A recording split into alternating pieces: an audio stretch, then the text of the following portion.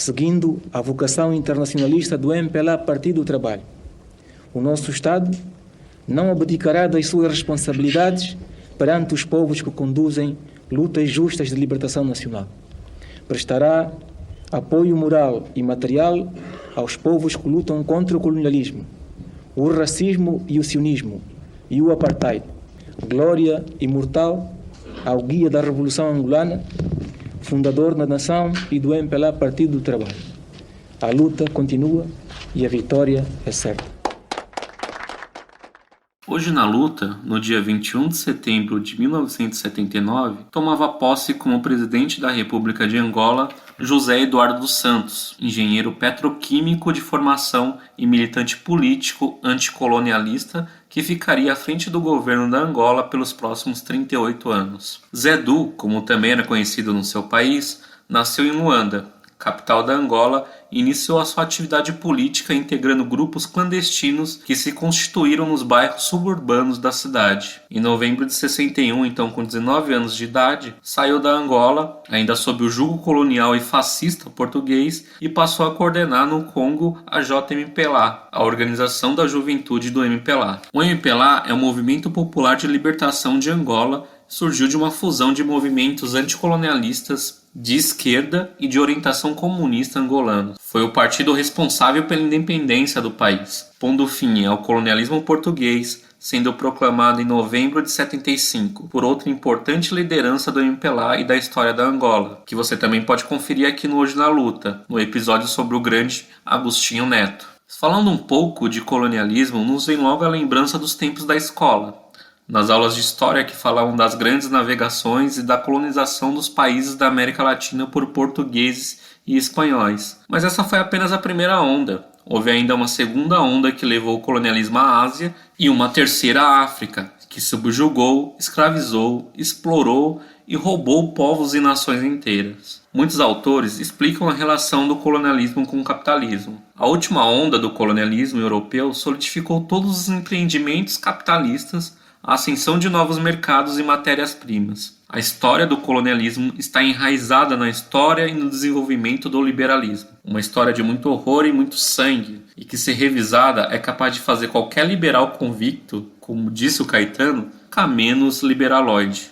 Países como Inglaterra, França, Bélgica, Espanha, Portugal, com seus regimes liberais e outros fascistas, além do imperialismo de países como os Estados Unidos, davam todo o suporte ao colonialismo, e as consequências dessa política se fazem presentes até hoje, na forma de miséria, subdesenvolvimento, guerras e instabilidade política de muitas nações africanas. O grande inimigo do colonialismo foi e ainda é o movimento comunista internacional, os socialistas e os comunistas, que promoveram grandes revoltas e revoluções anticoloniais mundo afora, na Ásia, na África, e que você também pode conhecer um pouco mais sobre, aqui com os nossos áudios diários. Afinal, quem sabe mais, luta melhor.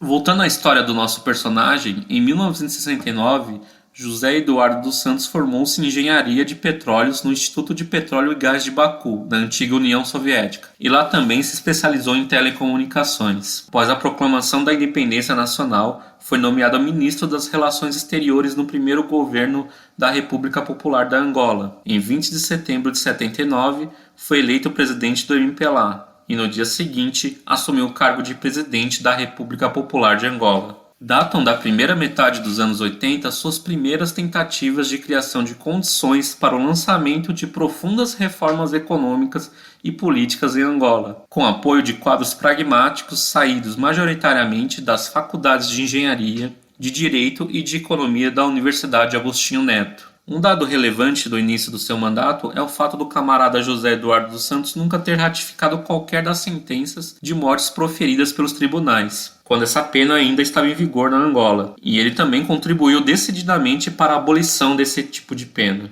De 86 a 1992, esteve na base dos esforços de pacificação da Angola e na região austral da África, que culminariam com a derrota das tropas invasoras do então regime racista sul-africano, com a independência da Namíbia, com a libertação de Nelson Mandela e com a abolição do sistema de apartheid na África do Sul. Ele lançou as pontes para uma solução negociada da guerra em Angola, dinamizou a abertura ao pluralismo político e organizou as primeiras eleições democráticas multipartidárias que se realizaram em setembro de 1992. Na grave crise que se seguiu, provocada pela recusa da UNITA, uma organização rival e alinhada aos interesses imperialistas e coloniais, em aceitar o veredito da ONU de que as eleições foram justas e livres, José Eduardo dos Santos dirigiu pessoalmente a intensa atividade diplomática que culminou no reconhecimento do governo angolano pelos Estados Unidos, em 19 de maio de 1993, e organizou a defesa das instituições democráticas, forçando os opositores armados a aceitarem uma solução negociada do conflito. Muita coisa pode ser dita sobre a trajetória desse líder, que ficou conhecido como um arquiteto da paz em seu país. Seu governo e sua imagem sofreram com o desgaste do tempo, mas ele fica marcado pela sua atuação na independência e libertação do seu povo, na busca da paz da Angola e pela luta contra o colonialismo. MTST, a luta é pra valer.